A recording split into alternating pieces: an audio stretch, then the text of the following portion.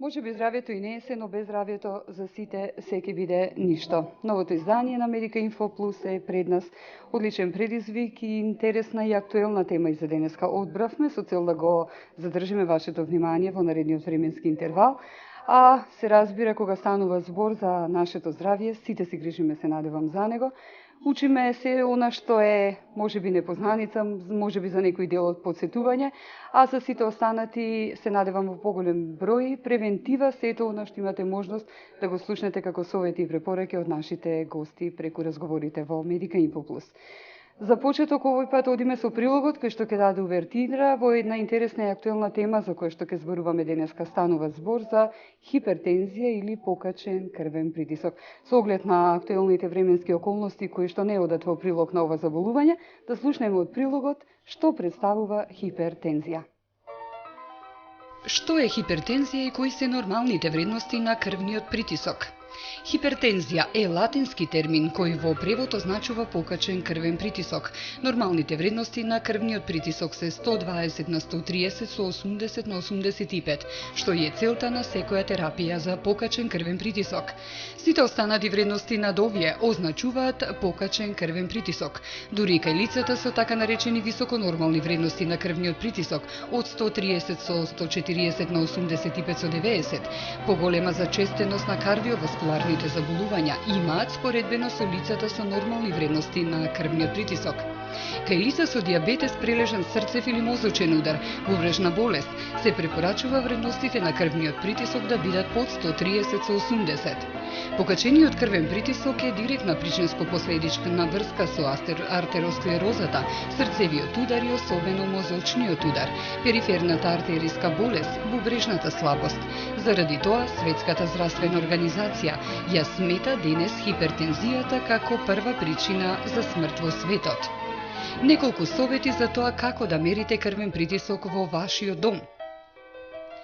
Пожелно е пациентите 2 недели пред посета на матичниот лекар или интернист да водат дневник со вредностите на крвниот притисок мерени во домашни услови, наутро и навечер, за најдобро да се видат вариациите во текот на денот и ефектот на терапијата. Домашните вредности на крвниот притисок често се пониски од амбуланските, означени како ефект на бел мантил. Пред да го мерите крвниот притисок, бидете смирени во седечка положба во тек на неколку минути во мирна атмосфера. Манжетната поставете околу 2 попречни прста над лакотната линија и во ниво на срцето. Може да се мери во лежечка или седечка положба. При првото мерење измерете го крвниот притисок на двете раце и земете ја по високата вредност. Доколку има поголема разлика во притисоците на двете раце, известете го вашиот лекар за тоа и во иднина користете ја раката на која сте добиле по висока вредност на крвниот притисок. Мерете крвен притисок по 2 пати со растојание од 2 минути помеѓу 2 мерења. Доколку мерите по 2 пати, запомнете ја само втората вредност. Пожелно е на 6 месеци да ја проверите течноста на вашиот домашен апарат за мерење на притисок, преку спроведување и споредување на вредностите на 2 последователни мерења на крвниот притисок со апаратот на вашиот матичен лекар или интернист. Доколку има значително отстапување на добиените вредности, тој апарат треба да биде калибриран или да го замените со нов. Ризик фактори кои можат да доведат до покачување на крвниот притисок се пушење, дебелина, физичка неактивност, солена исхрана или алкохол во големи количини. Терапија на крвниот притисок. Целта на секоја терапија е снижување на вредностите на крвниот притисок, што поблиску до нормалната вредност. Достигнување на овие вредности кај повеќе пациенти е тешко, така да генерално за добри вредности се сметаат оние под 140 со 90. Постојат 2 начини на третман на крвниот притисок: терапија со лекови и промена на животните навики и отстранување на ризик факторите кои можат да доведат до покачување на крвниот притисок.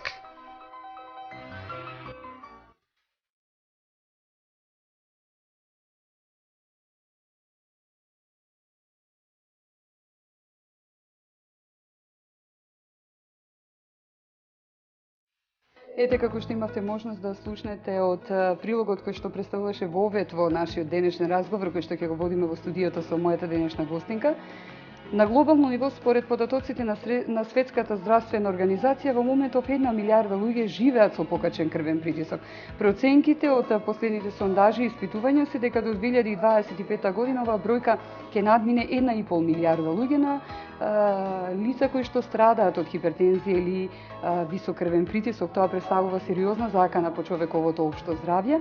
Овие граници и рапидни зголемувања на бројот на заболени токму од хипертензија даваат до важност на сериозноста на ова заболување и причините за смртност, за жал, токму како исход од хипертензијата. Тоа беше поводот во нашата денешна Медика Инфо Плюс да имаме доктор Ружица Ангелевска, доктор по општа медицина, представник на приватната здравствена установа Bona Vita од Охрид. Докторке, добре дојдовте. Добро ве најдов. Најпрво ви благодарам за поканата. Огромна чест и задоволство ми представува што сум дел од оваа ваша емисија. Голем поздрав до сите гледачи на ТВ Мики. И особено на моите пациенти кои што имаат доверба во мене и ми го довериле своето здравје. Така. Дел од нив ќе ги имаме денеска како телевизиски аудиториум, за сите останати интересна тема имаме. Актуелна пред се заради, како што кажавме, временските услови, но и заради дел од причините ќе се препознаеме можеби голем број од нас токму во нашиот разговор. Меѓутоа, класично да започнеме со тоа дека крвниот притисок е силата, нели, поради која крвта континуирано се движи низ крвните стадови. Од што зависи сето тоа?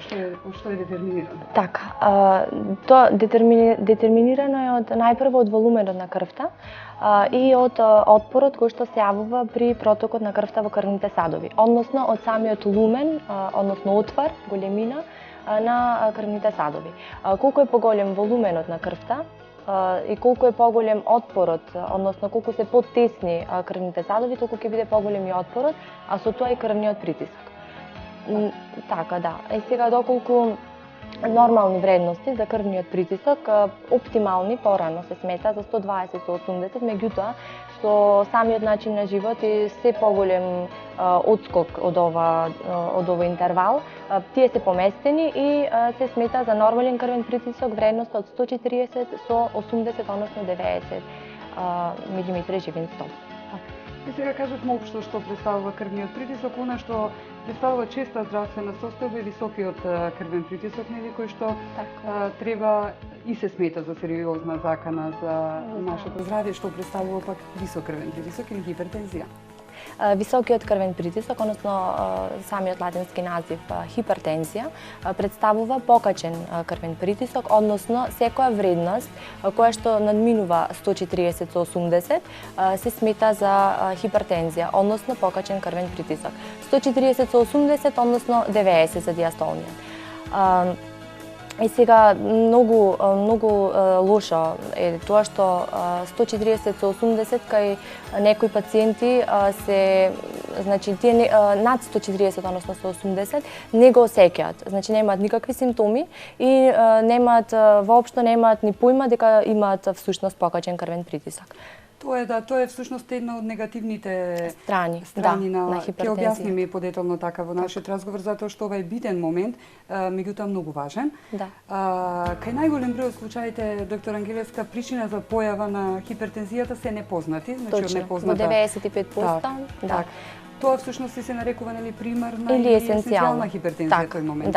Најчеста, односно во 95% од случаите, хипертензијата е од непознат причинител и затоа и се нарекува примарна или есенцијална хипертензија. Меѓутоа, тука има доста ризик фактори кои што доведуваат до оваа примарна или есенцијална хипертензија. Мултифакторијална, многу фактори значи влијаат, меѓу кои може значи таа да биде генетски детерминирана, претежно доколку некој во семејството има хипертензија, многу е веројатно генетски, затоа и се нарекува, и самиот значи пациент да страда од висок крвен притисок, односно хипертензија. Исто така во денешно време самиот начин на живот, многу неправилен начин на исхрана, доведува до гојазност, односно луѓето се подебели. Исто така и дебелината е ризик фактор за појава на хипертензија. Потоа зголемениот внес на сол во исхраната, пушењето цигари морам да нагласам, исто така зголемената консумација на кафе. Претежно се препорачува да не се консумира повеќе од 2 кафиња на ден. Потоа физичката неактивност, во денешно време и самиот начин на живот, зафатеноста на луѓето не им дозволува да бидат баш физички активни, меѓутоа секој може да одвои барем пола час до 45 минути во денот да се припушти на себе си за своето здравје. Во пример на исто ризик фактори, тоа се најчесто ги објаснавме оние најчестите, така. Да. Сега доколку 95% опфаќаат од примарната хипертензија, значи не така, 5% остануваат веќе на случаи каде што причината за појава на покачениот крвен притисок е позната. Тука веќе станува збор за секундарна или симптоматска хипертензија. Кои болести најчесто ја предизвикуваат тоа? Така, значи како што кажавте, 5% што остануваат припаѓаат на таа секундарна хипертензија или симптоматска хипертензија. Најчесто причината е некоја болест, претежно болест на срцето, значи срцева болест. Исто така, односно најчесто е од бубрежно потекло и уште се нарекува ренална хипертензија. Претежно кога имаме стеноза, односно стеснување на реналната артерија, или пак некој друго оштетување на бубрегот, тогаш значи се јавува таа ренална хипертензија. Потоа исто така кај луѓето болни со дијабет често страдаат од хипертензија. Потоа кога имаме некои други ендокрини заболувања, како на пример проблеми со тироидната жлезда, значи во глобала таа е најчеста секундарна, да. Сега во пракса, доктор Ангелеска, најчесто се случува да се сретна случаи каде што истовремено е покачен и систолниот и диастолниот, односно народски високиот и нискиот крвен притисок, но малиот и големиот. Така, малиот и големиот. Но дали постојат случаи каде што зголемувањето е на едниот однос? Да, дефинитивно дека постојат. Меѓутоа најчесто е покачен и систолниот и диастолниот притисок. Меѓутоа има случаи каде што е покачен само систолниот или само диастолниот притисок, а во последно време, особено кај повозрасни пациенти, доста е зголемен систолниот, а додека пак диастолниот е нормален, дури понисок од нормалните вредности. Така. Да.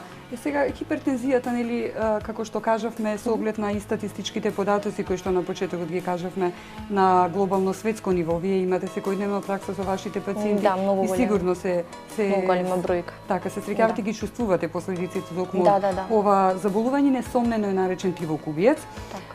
Дали тоа значи дека, како што кажавте, не предизвикува во најголем број на случаи забележиви симптоми според кои што пациентот би бил приморен да се јави на лекар во вистинскиот момент? Така.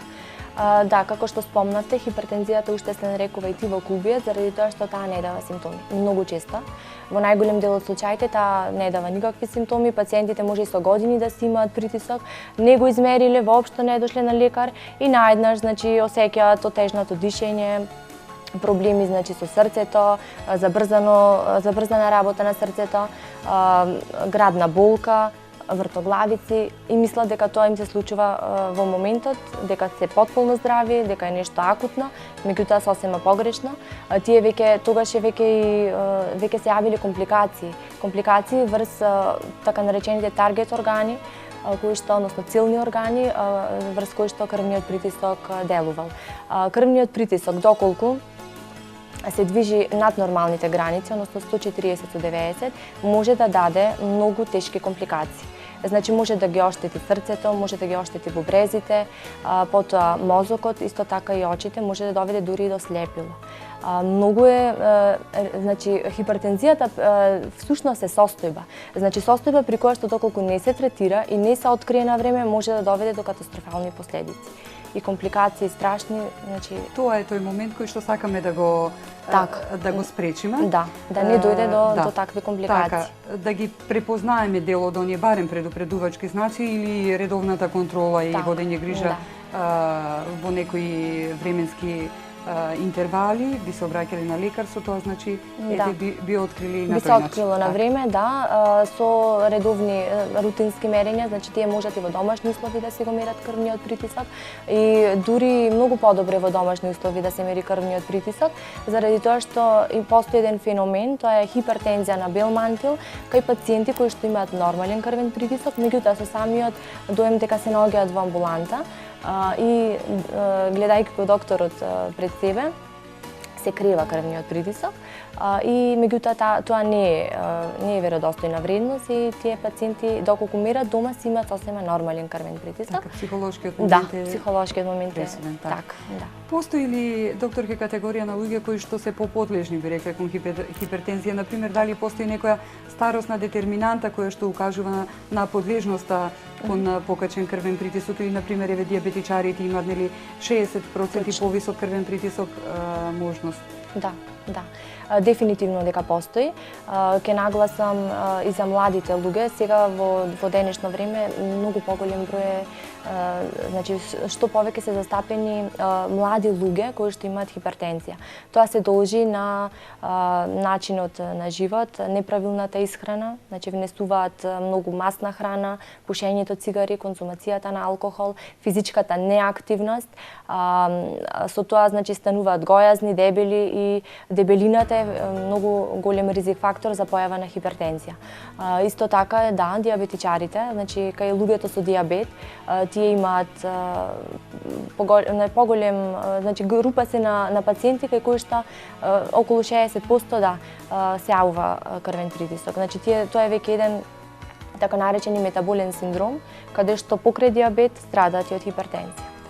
Покачениот крвен притисок или хипертензијата, како што кажавме да сублимираме во овој прв блок од нашиот разговор, го зголемува ризикот од компликации, затоа не треба игнорирање. Постојат и таргет органи кои што најчесто страдаат, ги кажавме пред малку, и самата сериозност на тоа дава на важноста и сериозниот пристап, нели, не игнорирање, како што кажавме, на ова заболување, на времено откривање и лекување на сосема едноставен начин. За тоа ќе зборуваме во вториот блок од нашиот разговор. Тука би ги одмориле нашите гледачи.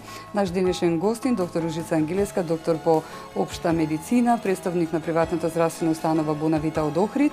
Зборуваме за хипертензија, а во моментов ве одмараме со прилогот кој што доаѓа од нашите генерални спонзори, стоматолошкиот центар доктор Батковски, и овој пат подготвија препораки на кој начин треба да се грижите за здравјето на вашите заби, затоа што тоа е прозорец кон убавата насмевка. Убавата насмевка секако носи многу позитивни страни и аспекти во нашиот живот, а веднаш потоа и палетата на производи од Биокосмос, продавниците за здрава храна. Веднаш потоа повторно се враќаме во нашето студио да продолжиме со разговорите и препораките за третман и превенција од хипертензија.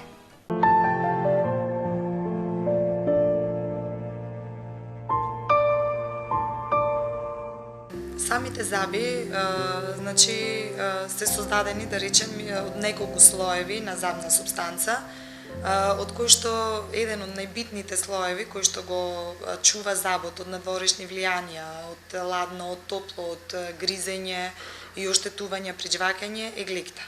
Глекта представува тенок и прозирен слој кој што го заштитува, кажав, забот од сите надворешни влијанија.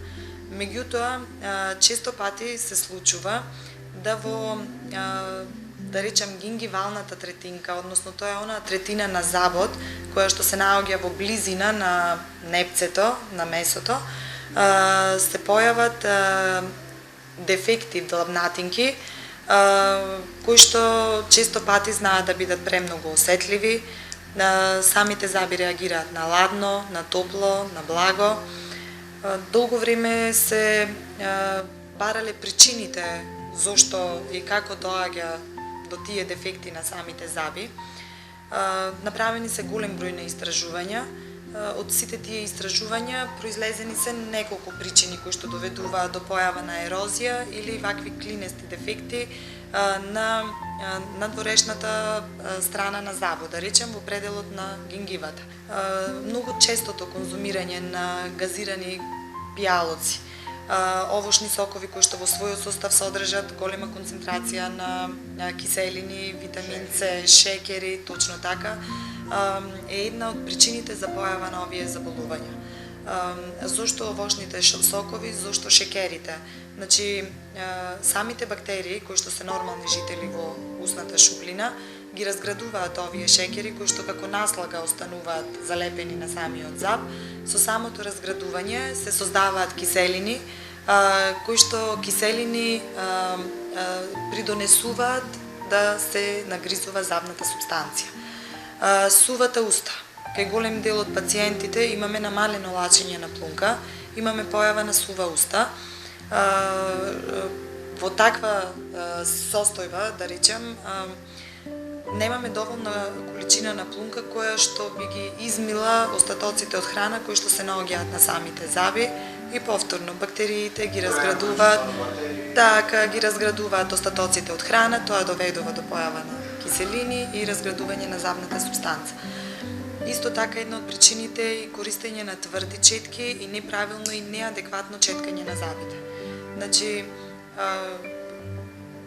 многу поодамна важело некое правило дека за одржување на хигиената на забите треба да користиме тврди четки, затоа што ако користиме четка со потврди влакна, подобро ќе ги исчеткаме забите. Така, темелно ќе биде.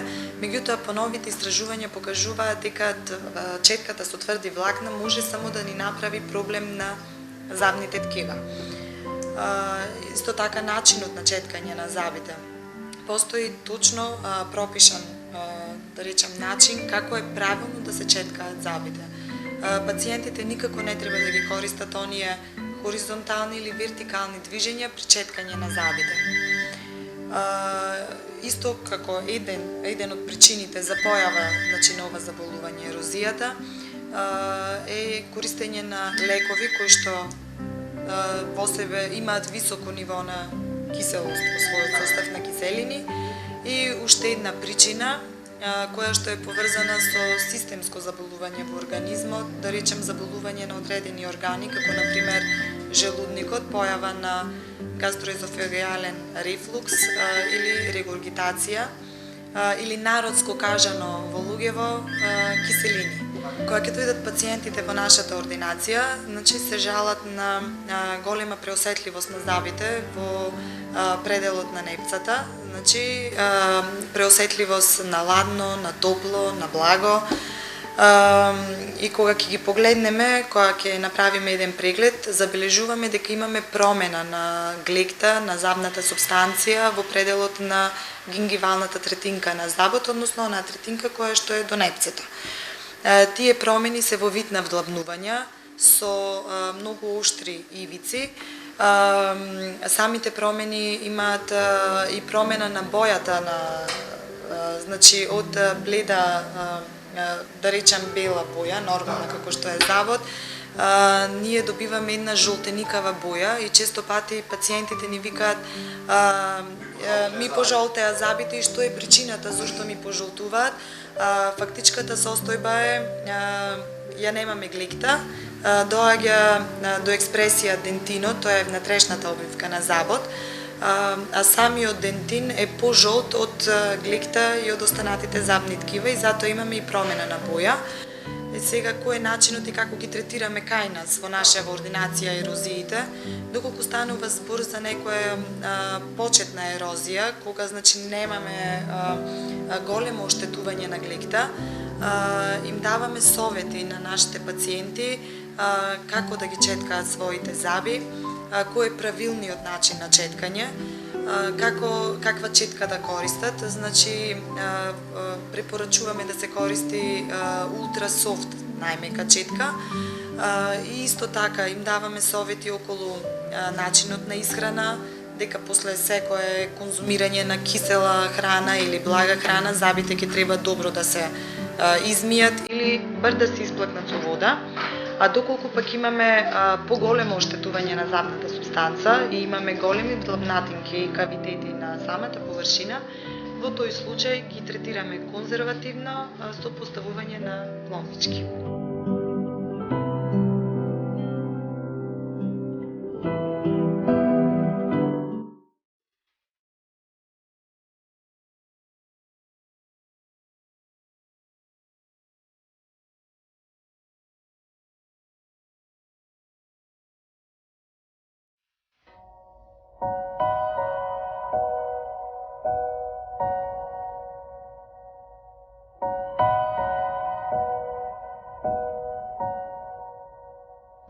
Поздрав до гледачите на ТВМ телевизија и посебен поздрав до гледачите на емисијата Медика Инфо Плюс со колешката Ирена Трајковска. Повторно зборуваме за здравиот начин на живење, зборуваме за здравата храна, а ние вообичаено се јавуваме од светот на здравата храна, од продавницата на Биокосмос од нашиот град. Денеска малку повеќе ќе се задржиме на уште два екзотични производи од големата палета на здрави органски производи кои што ни доаѓаат едниот од Јужна Америка, другиот од азискиот континент. Меѓутоа, повеќе детали за што всушност станува збор ќе ни открие Христина. Вака сега ќе зборуваме денеска за еден вид познати како житарици, меѓутоа тие спаѓаат во групата на растенија или темно-зелено листести растенија како спанаќот и блитвата. Најчесто тие поблиску се до тоа, некои далечни фамилии нивни се, меѓутоа киноата и амарантот се поќе познати како житарици затоа што се семиња еден вид. Многу се добри, да речам најпознати затоа што се житарици без глутен, житарици кои можат да се лесно приготват, а и лесно се сварливи за организмот. Најпрво ќе почнам со амарантот како семе. Амарантот е многу убаво растение кое цути доста и цветот му трае многу долго. И кога не паѓа цветот, него се суши на самиот корен и затоа го викаат уште и бесмртно растение, дека не умират растение, затоа и семето го име наречено семе на бесмртноста. И не само поради тоа, него затоа што има нутритивни вредности кои се доста високи и добри за секој организам. Дали за деца, дали за возрастни. Амарантот е многу познат по големиот и високиот процент на железо и се препорачува за деца, млади, за доилки, за бремени, која е една житарица која е севкупна и освен тоа што има железо, тука се и витамините од Б групата, калциумот, има можности, протеински дел има доста во себе, има есенцијални аминокиселини како лизинот кој е доста доволен за да се сврзи протеинот во организмот. Сега како протеински дел доста го користат и вегетаријанците, меѓутоа тука малце појака е киноата во протеински гледано. Амарантот, значи, според она што го кажете, би бил идеална комбинација за луѓе кои што се оборавуваат после оперативни зафати, за луѓе кои што се хронично болни, кои што сакаат да го подобрат квалитетот на крвта. Многу е, доста е добро за подобрување на крвта, меѓутоа исто така е воопшто за секојдневниот живот многу убава, многу здрава, затоа што има доста влакна во себе, растителни влакна кои доста убаво влијаат на дебелото црево и не се доведува до сакаат да изгубат малку килажи и тие може да го користат. Меѓутоа и оние што имаат проблеми што имаат со запеки, потешкоти со желудникот и доста се делотворене во таа смисла. Она што е за разлика од киноата е доста и киноата има железо, меѓутоа амарантот е малце повисоко во нутритивни хемиски како што го има, како што е испитувано. Киноата е исто убава, најдобра како протеинска. Затоа што таа протеините ги има сите во себе, како и месото. Една житарица која ги има сите севкупно 20 аминокиселини кои се протеински еднакви со месото. Многу е добро за вегетаријанците.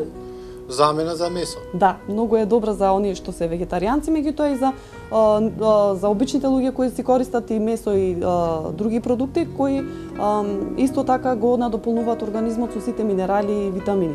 Доста е богато со киноата е доста интересна затоа што ги има трите минерали кои се потребни за да не се крева крвниот притисок, односно да се регулира крвниот притисок и затоа се препорачува киноата кај оние лица кои се заболени имаат проблеми со кои имаат проблеми со крвниот притисок, а исто така е доста добра затоа што има B6 во себе, висок процент на B6, кое е доста добро за одржување на нервниот систем, за нервите.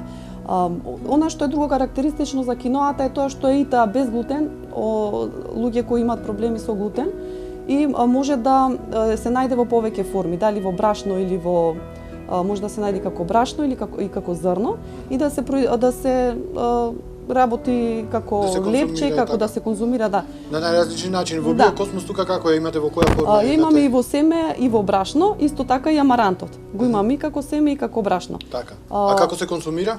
се конзумира семето и двете, киноата малце повеќе набубрува и се вари 1:2. Една шолја, на пример, киноа, 2 шолји вода. Семето од амарант се исто. За семето зашто помалце набубрува. Односот е исти, а киноава е малце поќе се набубрува и од една шолја излегве 3 шолји варени. Така. Интересна е киноата и за малите деца исто, за да се додават меѓутоа во помали количини во супа како наместо фиде, како салата, да се одвари, да се измијат убаво. Тука ќе напоменам и за амарантот и за киноата пред секоја употреба да се измијат добро со вода, па потоа да се варат. Така. Мене ме срамно да се заблагодарам за овие интересни информации кои што ги споделивме со гледачите на ТВМ телевизија и на Инфомедика Плюс. Ќе се видиме во наредната прилика, почитувани гледачи, со уште интересни информации, за уште поинтересни производи од целата наша планета, кои што можете да ги најдете токму тука во Биокосмос, за сите вие кои што сакате да се практикувате здрав начин на живот.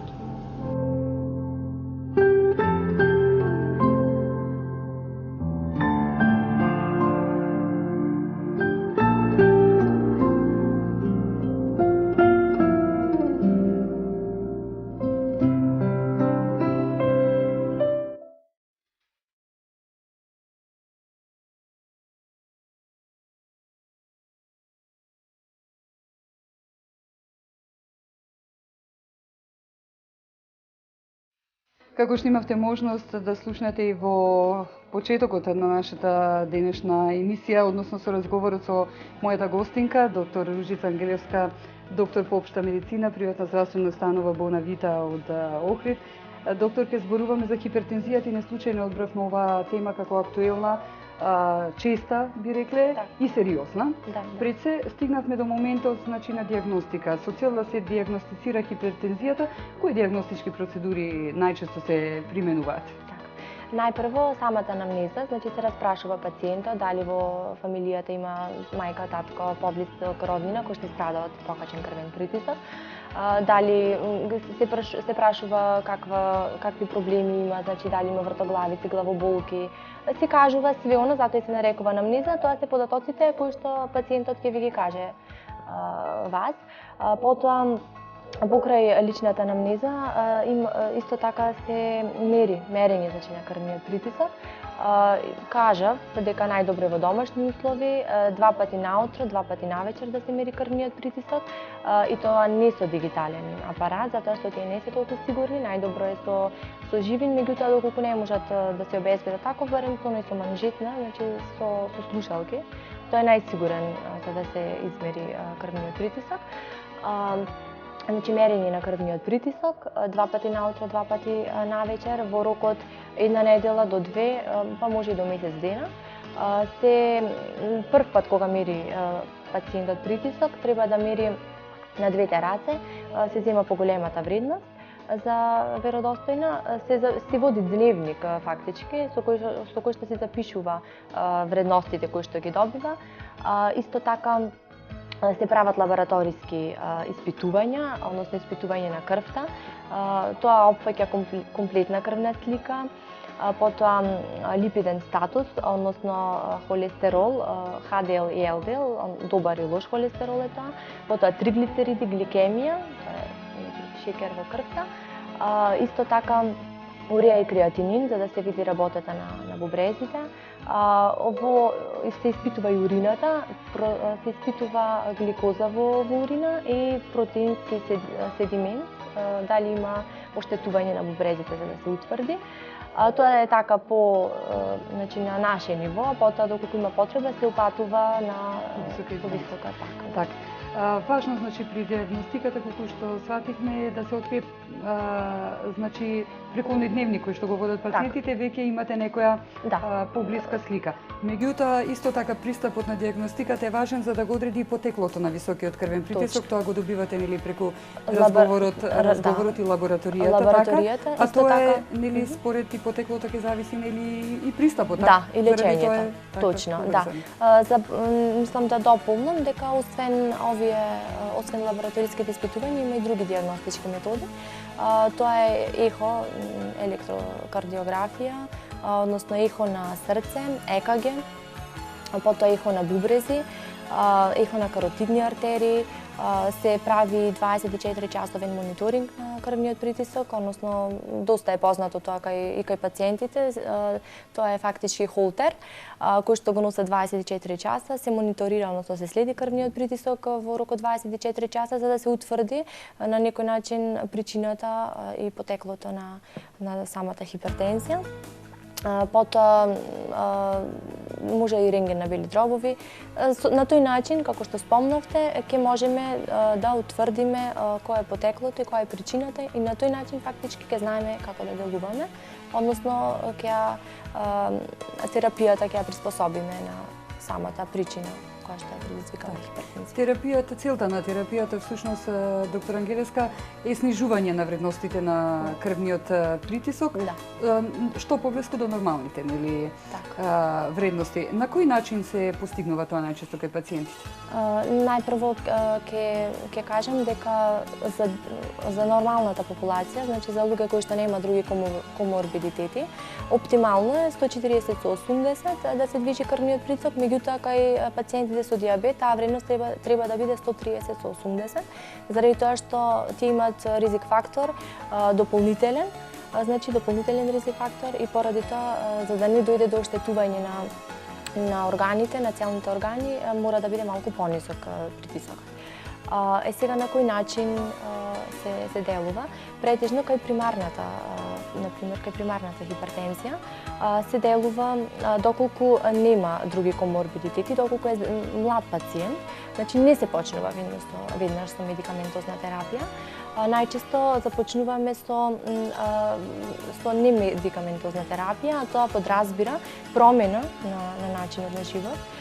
Доколку пациентот е гојазен, значи доколку е дебел и доколку во лабораториските испитувања сме виделе дека има покачени масноти, покачена гликемија, тогаш се прави, тој пациент се советува, се става на еден соодветен хигиено-диететски режим на исхрана и му препорачуваме обавезно физичка активност. Го следиме, значи му викаме да мери крвен притисок секоја утро и секоја вечер. Си води исто така дневник, потоа доаѓа на контрола, меѓутоа мора да се придржува, значи мора да се придржува на овој режим и доколку тој се придржува, можам да кажем дека во 80% од случаите има ефект. Има ефект и не се отпочнува со медикаментозна терапија. Меѓутоа, доколку нема ефект и доколку има други коморбидитети, например кај диабетичари, веднаш започнуваме со медикаментозна терапија, заради тоа што на тој начин го штитиме, значи превенираме да не дојде до други компликации, односно да не бидат зафатени тие таргет, односно целни органи кои што кажавме претходно, ги споменавме. И најчесто, меѓутоа и тоа да нагласам, пациентите мислат дека доколку примаат терапија и дека можат да јадат све што сакаат, дека можат се заштитени, така. Да, меѓутоа тоа е многу погрешно. Мора да внимаваат на исхрана, мора да го намалат внесот прво на сол. Сите пациенти кои што јадат солена храна и здравите треба да се советуваат да го намалат внесот на сол. Најчесто тоа треба да биде максимум 5 милиграми на дневно и да избегнуваат солена храна, заради тоа што знаеме солта ја влече водата, со тоа го покачува крвниот притисок. Потоа да избегнуваат исто масна храна, пржена храна, да консумираат што повеќе овоше и зеленчук, ова особено да го нагласам за аперитивите, тие сметаат дека секако дека се здрави, значи оревите, лешниците, бадемите. Прекомерни количини. Меѓутоа, да. Се што е умерено е нормално, така. Точно. Так. Во зависност, значи, да заклучиме од видот и степенот на хипертензија, постојат два типа на лекување, немедикаментозна и медикаментозна терапија. Ги кажавте препораките кои што ги опфаќаат токму овие начинот на живот и исхраната под немедикаментозен пристап и третман на лекување на хипертензијата, а денес и како што се користат повеќе групи на лекови или со правилна употреба во медикаментозниот тип на терапија се регулира нивото на оптималниот крвен притисок. Меѓутоа, дали е факт или заблуда докторке дека во моментот кога ќе се почувствуваат подобро, а веќе биле подлегнати на медикаментозна терапија, треба да ја прекинат? Тоа е заблуда дефинитивна. Никак. Значи во никој поглед не сме да се прекинува терапијата, затоа што ова не е некоја инфекција, па ајде акутно нешто, пијам терапија 5 до 7 или 10 дена, антибиотик на пример, да, тоа е точно. Меѓутоа хипертензијата не е акутна болест, хипертензијата е хронична болест и терапија треба да се прима до живота.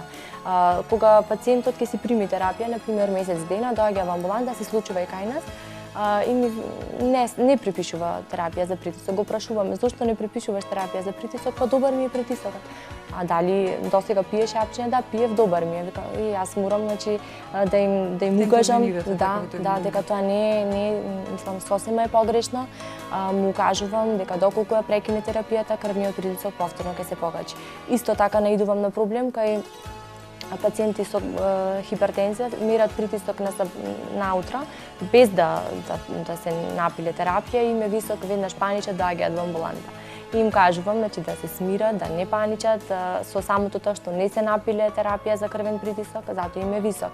Откако ќе се напијат, мерат, супер, им е во оптимална. Всушност битен е и тој пристап, релацијата пациент-доктор, и од психолошки, а секако и од стручен. Некогаш единствената работа која што треба да направите е така позитивно да влијаете, особено кога кај пациентот ради паника, ради страв се покачува крвниот притисок, само со еден разговор може да му се намали, да се среди. Друга пракса која што најчесто, доктор Ружица, имаме во негативна конотација да ја применуваме, тоа се оние лекови кои што одат без рецепт и најчесто ги земаме против грипови настинки. Сега е токму таа сезона актуелна, се зема, значи, тие медикаменти, рекле, кои што одат без рецепт. Меѓутоа, дали тие имат влијание врз дејството на терапијата која што претходно е веќе препишано во нормални услови за земање против хипертензија? Па во глобала, значи, повеќето, бидејќи се одржат само парацетамол и витамин С, немат, меѓутоа има одреден дел на препарати кои што содржат друга состојка, псевдоефедрин, која што делува делумно, не многу, меѓутоа сепак делува врз терапијата која што се зема за крвниот притисок, особено на диуретиците, алфа и бета блокаторите, значи врз тие медикаменти. Меѓутоа тоа е многу малку, не се осеќа, значи доколку пациентот си е принципиелен, се зема редовно терапија за крвен притисок, нема да се осети некое зголемување на крвниот притисок. Тоа особено може да се осети кај недисциплинирани пациенти кои што не ја земаат редовно терапијата за крвен притисок, тогаш може. А доколку се дисциплинирани, нема проблем, слободно може да си земаат. Меѓутоа, сепак е нагласам, најдобро е да се јават на лекар, да не земаат на своја рака. Тоа е општа препорака која што мора да ја напоменеме. Сега, докторке многумина успеваат и на природен начин да го контролираат крвниот притисок и кај нив најчесто изостанува неопходноста од употреба на медикаментозни средства за истата цел. На кој начин? Да нагласам прво дека тоа се пациенти кои што се помлади, кои што немаат други коморбидитети, кај кои што нема оштетување на целните органи. Успеваат точно на тој начин што тие го менуваат животниот стил. Значи, доколку пушеле, престануваат со пушење. Да нагласам дека после секој испушена цигара се забрзува работата на срцето и висината на крвниот притисок 15 минути до пола час. Значи, никотинот делува на тој начин што го покачува крвниот притисок. Исто така, доколку не биле физички активни, постануваат физички активни, многу е битна физичката активност, 30 до 45 минути, барем 3 пати во неделата. Добро е секој ден, меѓутоа ако не може да се дозволи пациентот, доволно и 3 пати во неделата. Доколку консумирале алкохол, прекин, значи, на алкохолот или пак да се намали, да кажам дека во умерена количина и, например, една чаша за жени, вино, еве, например, за ручек или 2 чаши за мажи, поволно влијае. Меѓутоа, се што е над дозволеното го покачува крвниот притисок и не само врз крвниот притисок, делува и врз многу други органи, а со тоа и причина е за други, мислам, болести. Исто така, со хигиено-диететскиот режим, кажавме, значи, правилен начин на исхрана, повеќе пати во денот, помалку, значи 5 оброци вкупно, 3 главни, 2 ужинки, се повеќе да консумираат овошје и зеленчук, немасна храна, значи повеќе да консумираат риба, исто така пилешко, да не биде пржено сето тоа, значи начинот на подготовка исто битен. Да не консумираат многу кафење, кофеин, кажавме претходно, да не се повеќе од 2. Исто така стресот, да се со овој начин на живот не може да се отстрани комплетно, меѓутоа барем да се намали, да го избегнуваат стресот, со например да имаат физичка активност. Физичката активност многу го намалува стресот. Например, јогата, значи релаксира. Исто така може да се слушаат некоја таква релаксирачка музика, сето Тоа се сите оние методи и начини кои што во нормални услови на живење можеме да си ги приуштиме и да се почитуваме, да се придржуваме кон истите и да бидат испочитувани. Сега поради фактот што високиот крвен притисок кажавме дека не покажува одредена симптоматологија, за сите оние кои што можеби ги заинтригиравме со разговорот, затоа што сепак кажавме интересни факти кои што секојдневно како ризик фактори ги имаме, ги практикуваме и влијаат на нас индивидуално. На кој начин треба да се прават и колку пати редовните мерења, во кои временски интервали е оптимално тоа превентивно, за да го добиеме тој момент, како што кажавте, веќе момент на прагот на покачување на крвниот притисок, момент кога треба да се јават на лекар. Значи, доколку имаат фамилиарна предиспозиција, многу е добро да си го мерат крвниот притисок, заради тоа што кога тогаш можно е и нив да им се покачи крвниот притисок и за да се фати на време, добро е да си го мерат, како што кажавме, наутро, претежно се мери крвниот притисок и навечер. Например, доколку нема пациентот покачен крвен притисок, доволно е еднаш неделно. Значи, доволно е еднаш неделно. Меѓутоа, доколку осети симптоми, како например, особено кај млади луѓе, доколку осетат замор, лупање на срце, ладни стапала, ладни дланки, тогаш можно е, значи, веќе кај нив да се покачува крвниот притисок и поради тоа добро е да го мерат континуирано, значи, во временски интервал од 2 недели. 2 недели за да се види дали и доколку утврдат и видат дека е над нормалната вредност, веднаш да се јават на лекар. Значи и 12 пати да го мереле, 19 да биле добри, значи вредностите, една вредност да била покачена, да се јават на лекар. Доволен и момент. И сега на самиот крај, доктор Ружица, она што може би е најинтересно за сите кои што денеска со внимание следеа дискусијата на темата која што ја одбравме, хипертензијата, се препораките и превентивата. Тоа може би е битниот момент. За превентивата, под превентива спаѓа сето она што го кажавме кај примарната, односно есенцијалната хипертензија, сите тие ризик фактори кои што ги кажавме, тоа всушност избегнување на тие ризик фактори спаѓа и во превентива. Најпрво, намалување на телесната тежина, доколку има зголемена телесна тежина и обемот на струк, кој што кај мажи изнесува над, да не е повеќе од 101, а кај жени да не е повеќе од 88 см. Исто така избалансирана исхрана, значи да внесуваат, пак ќе се повторам, меѓутоа се надевам дека тоа ќе им како повторување нели повторувањето мајка на знаењето, се надевам дека и пациентите тоа ќе го запамтат и ќе го практикуваат. Да внесуваат што повеќе овош и зеленчук, да намалат со пржена храна, храна богата со масноти, значи да внесуваат се повеќе, доколку внесуваат месо, да го приготвуваат, значи да го варат, да не го пржат. Исто така млечни производи со понизок процент на масноти, доколку пушат да го прекинат пушењето, исто така и да не консумираат алкохол во големи количини, да пробат да се потрудат да го намалат, доколку не може да го избегнат, барем да го намалат стресот.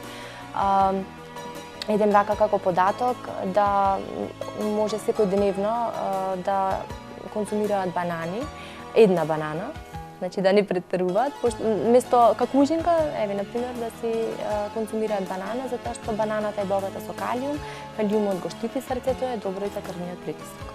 Така. Ова беа начално сите оние совети, препораки кои што во делот на превенција можеме сите да си дозволиме да ги практикуваме доколку сакаме да бидеме дисциплинирани и да го одржуваме нашето здравје. За сите останати кои што имаат веќе прогресивен тек на високиот крвен притисок, односно се веќе во фаза на хипертензија.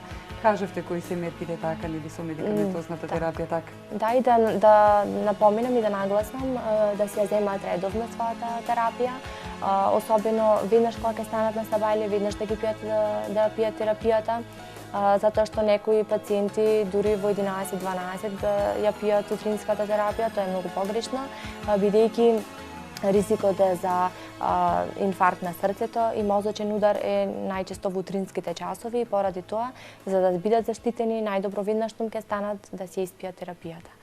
Така. Да.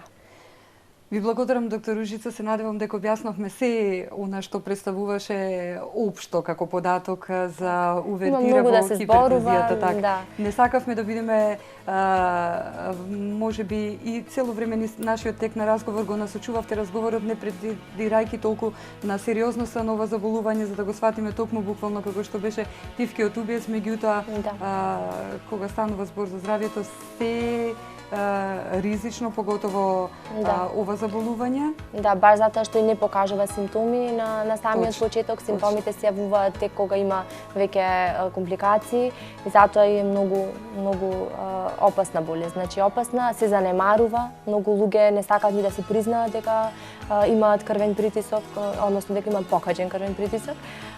Исто така има пациенти кои што не сакаат да примаат терапија, значи никако не можеме да најдеме заеднички јазик, дека стварно треба да значи не сака да си признае дека има болест. Болест. Да, да. Така, меѓутоа нема никаков симптом и затоа не сака да си не може да си поверува дека тој е болен, затоа што не осеќа ништо. Вика јас сум здрав, мене ништо не ме боли ништо. Тек после се последиците.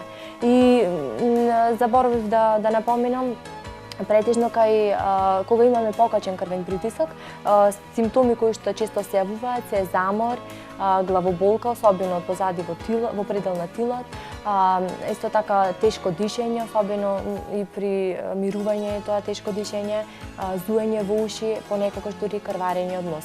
Меѓутоа тоа е позитивно. Фактички видлив момент е, да. Така, во таа смисла позитивно.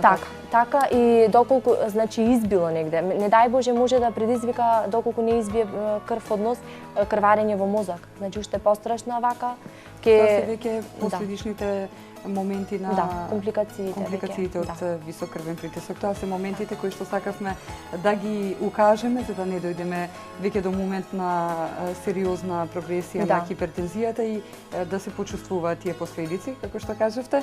Со таа цел превентивно делувавме со нашиот разговор и навистина ме радува што како млад доктор, перспективен доктор кој што веќе има голем број на пациенти, неколку години работите со приватната здравствена установа Бонавита, ги поздравувам и вашите пациенти, сигурно и вие на почетокот ги поздравивте и се надевам дека сите оние благодети кои што секојдневно ги упатувате, посветувајќи се на грижата за нивното здравје, затоа што тие го довериле, како што кажавте, токму на вас, се среќни што ви имате за општа матичен лекар, а мене задоволство ми беше што имав одличен соговорник денес, кој што на едноставен народски се трудевме начин да го објасниме сето она што беше стручно да го симплифицираме за да биде сватено адекватно од општата популација. Благодарам уште еднаш. Ви благодарам и вас и на прекрасните зборови и ви ставам на располагање секогаш. Така се надевам дека ќе имаме повторно можност. Ви благодарам и вам, драги мои, што бевте дел од денешната Медика Инфо Плюс. Моја гостинка беше доктор Ружица Ангелевска, доктор по општа медицина, представник на приватна здравствена установа Бонавита од Охрид. Зборувавме за хипертензијата и за сериозноста на овој тивок убиец. Како што кажавме, се надевам дека не предизвикавме страф и паника со нашиот разговор, туку укажавме на важноста за превентивата кога станува збор за грижата за нашето здравје, затоа што можеби здравјето и не е сено без здравјето, за сите се ќе биде ништо. Затоа треба да се грижиме и да го негуваме. Пријатна вечер и секој добро.